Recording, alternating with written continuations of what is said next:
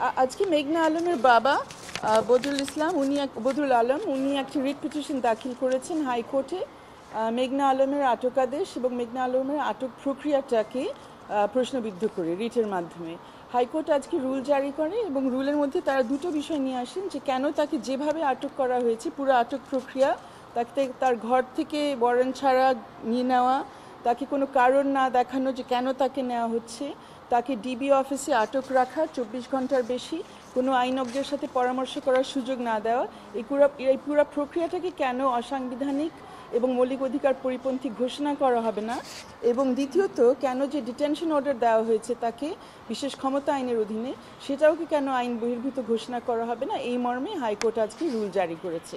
এবং এটাকে আজকে অবশ্যই সরকার পক্ষে রাষ্ট্রপক্ষে সময় চাওয়া হয়েছিল, কিন্তু কোর্ট তারপরে শুনানি করে আজকে রুলটা জারি করে দিয়েছে।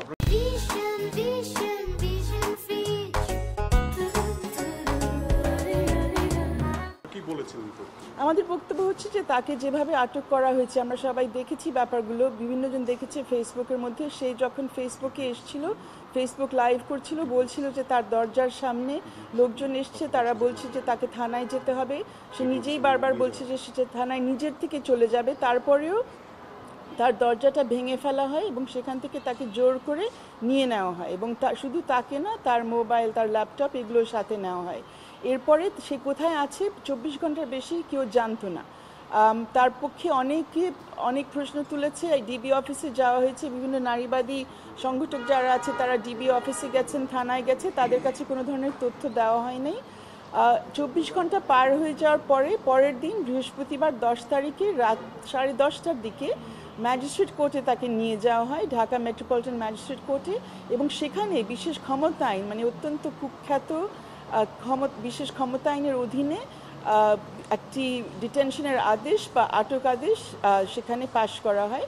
সেটার পরে তাকে কাশিমপুর জেলখানায় নিয়ে যাওয়া হয় এবং গত 3 দিন ধরে তার পরিবারে কেউ তার সাথে দেখা করতে পারেনি, কোনো আইনজ্ঞ তার সাথে পরামর্শ করতে পারেনি এই অবস্থায়, এবং এখন পর্যন্ত যে ব্যাপারে কোনো সুরাহা হয়নি। এই জন্যে আমরা হাইকোর্টে এসেছি তার মুক্তি দাবি করার জন্য এবং এই পুরো আটক প্রক্রিয়া এবং আটক আদেশকে চ্যালেঞ্জ করার জন্য।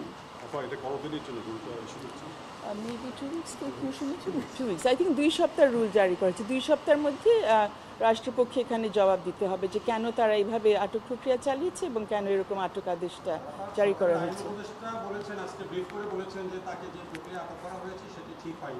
যদি সেটি হয়ে থাকে, সরকারের তরফ থেকে যদি বলাই হয়ে থাকে, তাহলে তাকে আটকে রাখার কোনো সুযোগ আছে অন্তত এই আদেশটা যদি ঠিক মতো না হয়ে থাকে তাহলে আশা করছি যেটা বাতিল হবে এবং তাকে মুক্তি দেওয়া হবে। এখন সঠিক প্রক্রিয়ায় হয়নি, সেটা কি মানে যেভাবে তাকে তুলে নেওয়া হয়েছে এবং যেভাবে আটক আদেশ দেওয়া হয়েছে দুইটাই তো ভুল প্রক্রিয়া।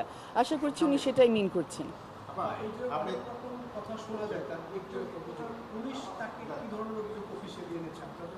এখানে কোনো অভিযোগের কথা আমরা তো শুনি না। এখানে আমরা শুধু দেখছি যে আটক আদেশ দেওয়া হয়েছে এবং আটক আদেশে অত্যন্ত ভেগ, অস্পষ্ট, অস্বচ্ছ অনেক কথাগুলো বলা হয়েছে যে বাংলাদেশের অর্থনীতির ক্ষতি হচ্ছে বা বাংলাদেশের সার্বভৌমত্ব বিনষ্ট হচ্ছে। এখন এগুলো কিভাবে হচ্ছে সুস্পষ্ট কোনো ব্যাখ্যা আমাদের কাছে নেই।